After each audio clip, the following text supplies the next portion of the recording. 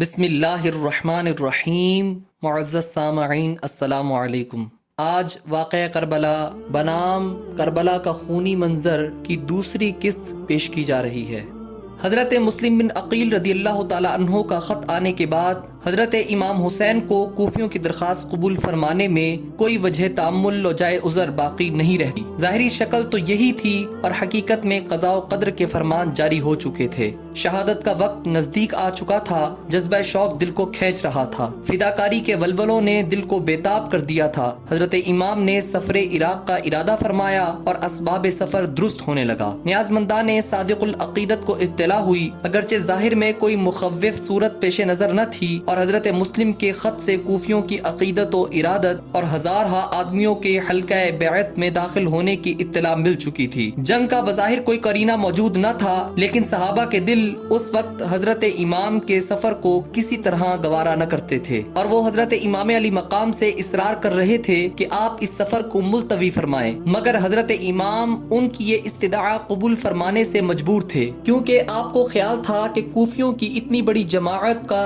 اس قدر اصرار اور ایسی التجاؤں پر نہ فرمانا اہل بیت کے اخلاق کے شایع نہیں۔ اس کے علاوہ حضرت مسلم بن عقیل کے پہنچنے پر اہل کوفہ کی طرف سے کوئی کوتاہی نہ ہونا اور امام کی بیعت کے لیے شوق سے ہاتھ پھیلا دینا، ہزاروں کوفیوں کا داخل حلقہ غلامی ہو جانا، اس پر بھی حضرت امام کا ان کی طرف اخماس فرمانا اور ان کی ایسی التجاؤں کو جو محض دینی پاسداری کے لیے ہیں ٹھکرا دینا اور اس مسلمان قوم کی دل شکنی کرنا حضرت امام کو کسی طرح گوارا نہ ہوا، اور ادھر حضرت مسلم کی استدعا کو بے التفاتی کی نظر سے دیکھنا اور ان کی درخواست تشریف آوری کو رد فرما دینا بھی حضرت امام پر بہت شاق تھا۔ یہ وجوہ تھے جنہوں نے امام کو سفر عراق پر مجبور کیا اور آپ کو اپنے حجازی عقیدت مندوں سے معذرت کرنا پڑی۔ حضرت ابن عباس، حضرت ابن عمر، حضرت جابر، حضرت ابو سعید خدری اور دوسرے صحابہ اکرام رضوان اللہ تعالی علیہم اجمعین آپ کو روکنے میں بہت مصر تھے، اور آخر تک وہ یہی کوشش کرتے رہے کہ آپ مکہ مکرمہ سے تشریف نہ لے جائیں، لیکن یہ کوشش کارآمد نہ ہوئی، اور حضرت امام علی مقام رضی اللہ تعالیٰ عنہ نے 3 ذی الحجہ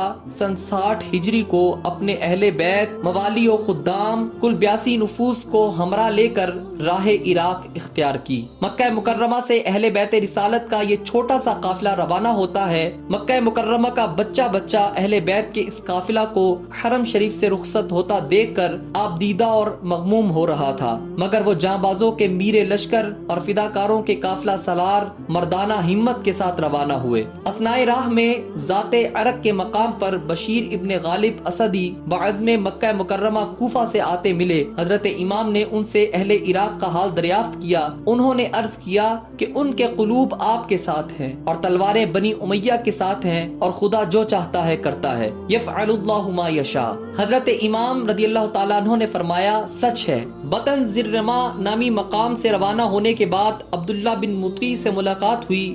وہ حضرت امام کے بہت تڑپے ہوئے کہ آپ اس سفر کو ترک فرما دیں، اور اس میں انہوں نے اندیشے ظاہر کیے۔ حضرت امام علی مقام نے فرمایا، لن یصیبنا الا ما کتب اللہ لنا، ہمیں وہی مصیبت پہنچ سکتی ہے جو خداوند عالم نے ہمارے لیے مقرر فرما دی۔ راہ میں حضرت امام علی مقام کو کوفیوں کی بدعہدی اور حضرت مسلم کی شہادت کی خبر مل گئی۔ اس وقت آپ کی جماعت میں مختلف رائے ہوئیں، اور ایک مرتبہ آپ نے بھی واپسی کا ارادہ ظاہر فرمایا، لیکن طویل گفتگو کے بعد رائے یہی قرار پائی کہ سفر جاری رکھا جائے اور واپسی کا خیال ترک کیا جائے۔ حضرت امام علی مقام نے بھی اس مشورہ سے اتفاق کیا اور قافلہ آگے چل دیا، یہاں تک کہ جب کوفہ 2 منزل رہ گیا تب آپ کو حر بن یزید ملا۔ حر کے ساتھ ابن زیاد کے 1000 ہتھیار بند سوار تھے۔ حر نے حضرت امام کی جناب میں عرض کیا کہ اس کو ابن زیاد نے آپ کی طرف بھیجا ہے اور حکم دیا ہے کہ آپ کو اس کے پاس لے چلے۔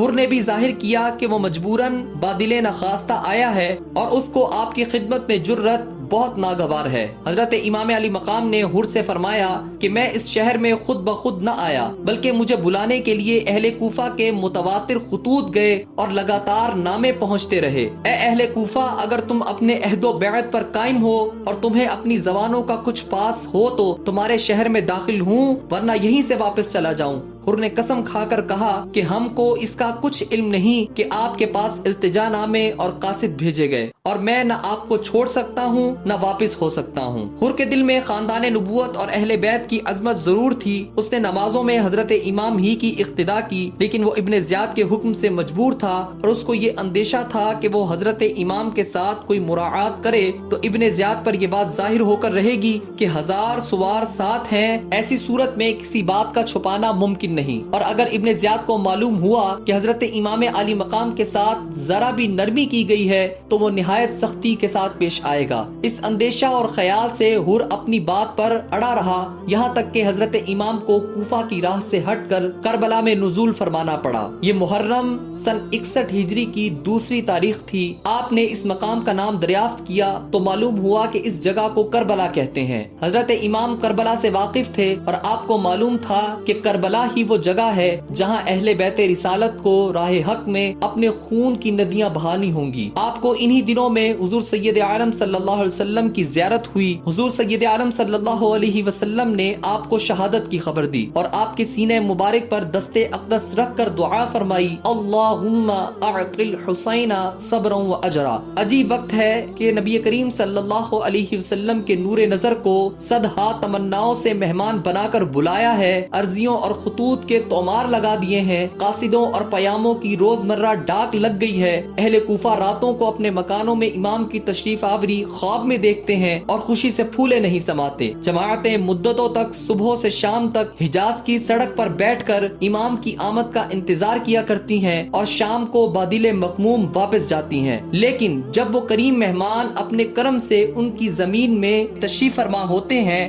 تو انہی کوفیوں کا مسلح لشکر سامنے آتا ہے اور نہ شہر میں داخل ہونے دیتا ہے نہ اپنے وطن ہی کو واپس تشریف لے جانے پر راضی ہوتا ہے، یہاں تک کہ اس معزز مہمان کو مع اپنے اہل بیت کے کھلے میدان میں پڑاؤ ڈالنا پڑتا ہے، اور دشمنان حیا کو غیرت نہیں آتی۔ دنیا میں ایسے معزز مہمان کے ساتھ ایسی بے حمیتی کا سلوک کبھی نہ ہوا ہوگا جو کوفیوں نے حضرت امام کے ساتھ کیا۔ یہاں تو ان مسافران بے وطن کا سامان بے ترتیب پڑا ہے اور ادھر 1000 سوار کا مسلح لشکر مقابل خیمہ زن ہے جو اپنے مہمانوں کو نیزوں کی نوکیں اور تلواروں کی دھاریں دکھا رہا ہے اور بجائے آداب میزبانی کے خون خالی پر تلا ہوا ہے۔ ابھی اطمینان سے بیٹھے نہ تھے کہ حضرت امام کی خدمت میں ابن زیاد کا ایک مکتوب پہنچا جس میں اس نے حضرت امام سے یزید ناپاک کی بیعت طلب کی تھی۔ حضرت امام نے وہ خط پڑھ کر ڈال دیا اور قاصد سے کہا، میرے پاس اس کا کچھ جواب نہیں۔ ستم ہے، بلایا تو جاتا ہے خود بیعت ہونے کے لیے، اور جب وہ کریم مہمان سفر کی مشقتیں برداشت فرما کر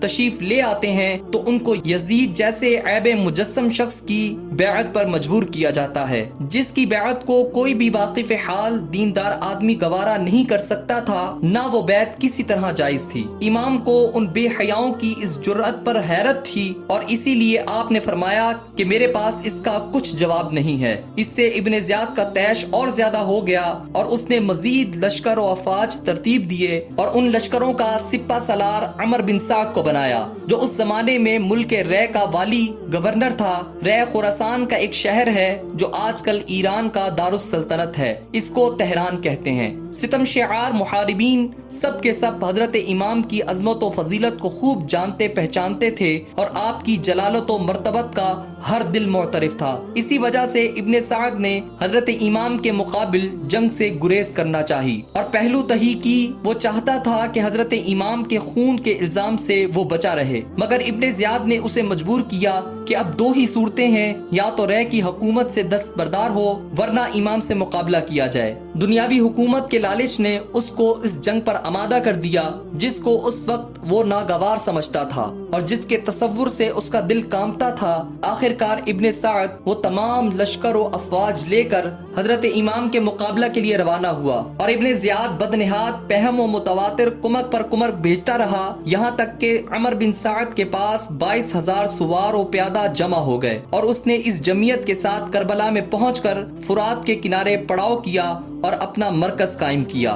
حیرت ناک بات یہ ہے کہ دنیا کی کسی جنگ میں اس کی مثال نہیں ملتی کہ کل 82 تو آدمی، ان میں بیبیاں بھی، بچے بھی، بیمار بھی پھر بھی وہ با ارادہ جنگ نہیں آئے تھے اور انتظام حرب کافی نہ رکھتے تھے۔ ان کے لیے 22,000 کی جرار فوج بھیجی جائے، آخر وہ ان 82 نفوس مقدسہ کو اپنے خیال میں کیا سمجھتے تھے، اور ان کی شجاعت کے کیسے کیسے مناظر ان کی آنکھوں نے دیکھے تھے کہ چھوٹی سی جماعت کے لیے دگنی چگنی 10 گنی تو کیا 100 گنی تعداد کو بھی کافی نہ سمجھا۔ بے اندازہ لشکر بھیج دیے، فوجوں کے پہاڑ لگا ڈالے۔ اس پر بھی دل خوف زدہ ہیں اور وہ سمجھتے ہیں کہ شیران حق کے حملے کی تاب لانا مشکل ہے۔ مجبوراً یہ تدبیر کرنا پڑی کہ لشکر امام پر پانی بند کیا جائے۔ پیاس کی شدت اور گرمی کی حدت سے قوا مضمحل ہو جائیں، ضعف انتہا کو پہنچ چکے، تب جنگ شروع کی جائے۔ اہل بیت اکرام رضوان اللہ تعالی علیہم اجمعین پر پانی بند کرنے اور ان کے خونوں کے دریا بہانے کے لیے